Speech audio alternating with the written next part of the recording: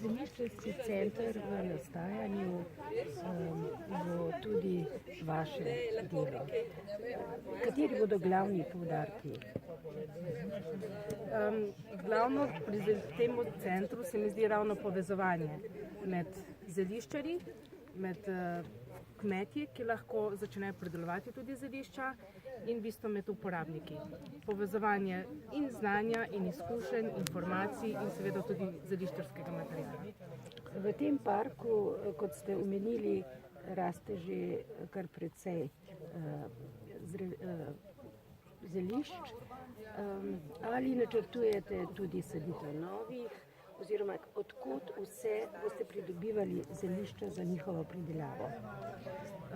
Preden smo se odločili za ta zeliščarski center, smo šli na teren, smo dejansko pogledali, kaj tukaj je že, in smo bili presenečeni nad številom rastlin, ki rastejo v naravnem okolju, kar danes že skoraj redkost zaradi umetnih gnojil, ki jih drugje uporabljajo na kmetijskih površinah.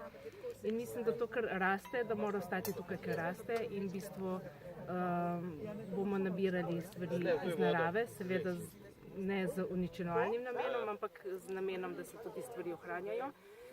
Nekatere stvari, ki pa tukaj ne rastejo, je pa treba dosaditi. To so razne vrtna zelišča, ki so jih že včasih uporabljali: meta, melisa, žajbelj, timijan. In pa tudi v izobraževalne namene mislim, da so dobro, da nasadijo tudi neka novejša, ki včasih niso bili toliko poznane, ne vem, čeladnica, muškatna kadulja.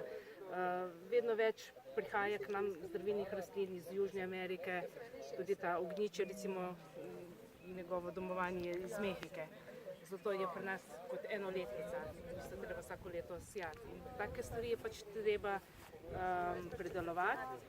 V namenu imamo gor na hribu vzpostavitev visokih gred, v katere bomo sadili te rastline, ki ne rastejo v naravi. Seveda pa računamo dejansko na okoliške kmetje, da bodo tudi oni na svojih površinah pridelovali rastline, ki jih v Sloveniji primanjkuje, tako za potrebe zeliščarskega centra, kot za potrebe tudi ostalih zeliščarjev. Pri vašem delu vam bodo pomagali gojenci društva Sonček. Že delate z njimi? Jih že pripravljate na delo? Začeli bomo delati z njimi v sklopu tega projekta. Načrtovani so tereni. Z varovanci bomo šli dejansko